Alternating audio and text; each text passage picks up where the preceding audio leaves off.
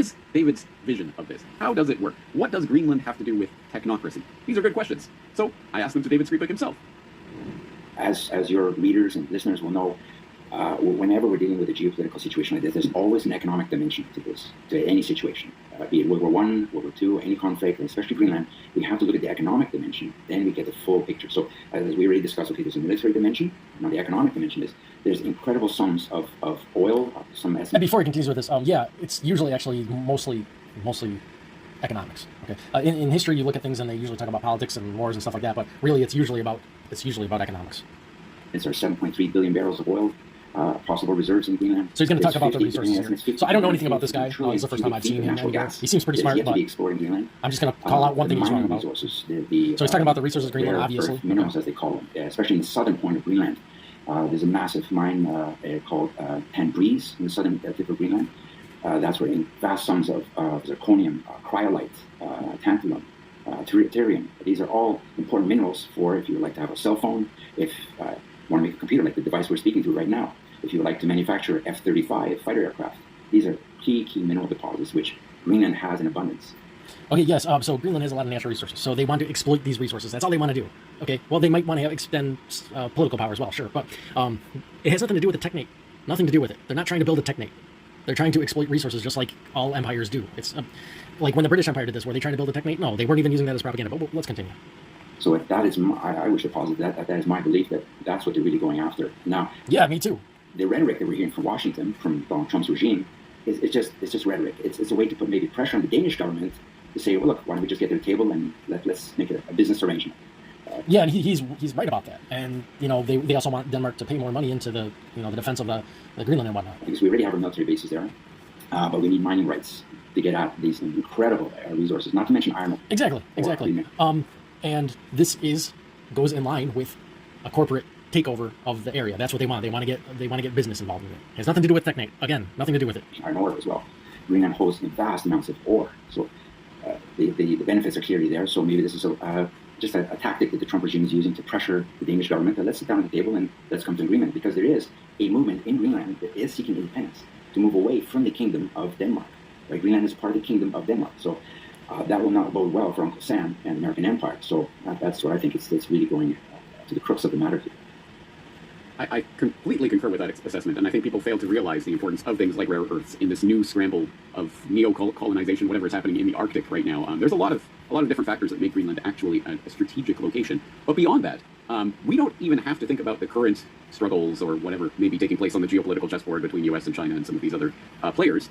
So we could travel back to the past. And I note that in your recently published Global Research article, you reproduced the 1940 map of the technate of America, which of course comes from our old friend Howard Scott, the charlatan behind Technocracy Inc. Tell people about this map and what it shows. Okay, one comment on that. Okay, Howard Scott lied about something, sure. He was not exactly honest, but he was not on the same level of a charlatan as the other major political parties at the same time. So let's clarify that right now.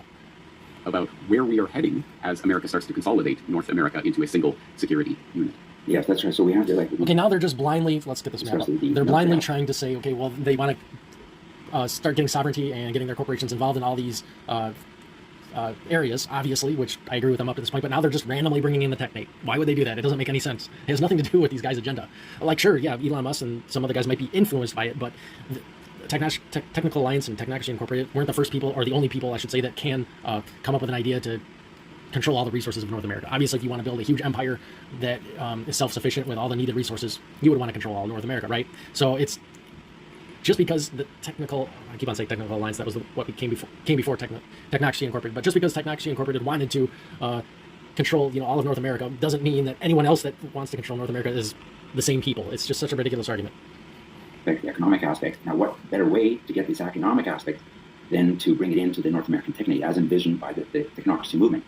Well, I don't know, but that doesn't really make any sense because no technate of America exists. How could they bring it into it if it doesn't exist? It's not even in an early stage. It's not even in an early development or brainstorming phase. It's a completely tiny movement that has no following. In a nutshell, as your listeners will know, technocracy is the distribution, organization, and control of all of the world's resources for the benefit of a very few. No, that's not what a technate is. It's management of the government and all economic systems by technicians and engineers, not for the control of a very few. That's what a plutocracy is. Okay, that's what we're in right now. Yeah, you can make it even extreme, like you can make it more extreme. They could utilize something like this propaganda, something like the technate or communism or anything like that, but it's two different things. It's not the same thing. So see, the problem I have with it is they're defining a technate as management of all the resources for the benefit of a few, when that is not the definition of a technate. And since we're discussing in our economic aspect resources, what better way to try to get all of Greenland's goodies into the North American technate? And that holds true as well. Again, there's no North American technate right now, so they're not getting. What they're trying to do is get their corporations involved so that they can profit off the resources there. They're trying to expand their political power, or at least make their political power more strong in that region. That's what they're trying to do. Well, we're seeing events in Venezuela. Venezuela has vast amounts of oil resources that would fit very well into the technate. Yeah, it would fit well in the technate, but that's not what they're trying to do. They're trying to make it fit well into their corporate greed. That's all they're trying to do. So Venezuela's coming into the orbit. Greenland is going to be next in the orbit. Cuba doesn't obviously have much to offer in terms of resources, but it does have sugar. Well, yeah, Americans need sugar, right? And other natural resources on the land, which also will be incorporated. Sadly, that will be the situation. I think sometime in this year, Cuba will collapse and will be absorbed by the Pax Americana, by the American Empire. But overall, when we look at the technate, the 1940 technate of North America, that fits perfectly. Greenland, you can clearly see, is in that map.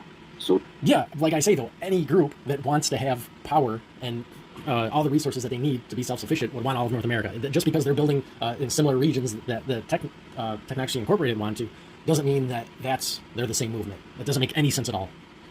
That's like saying that, Bismarck and Hitler were the same people, or, the Tsar and the communists were the same people, because they both wanted control over vast regions that went even beyond Russia. When Russia was originally, way further west, and they expanded eastward, and, the Soviet Union obviously expanded eastward too, but it's two completely different ideologies, two different types of people.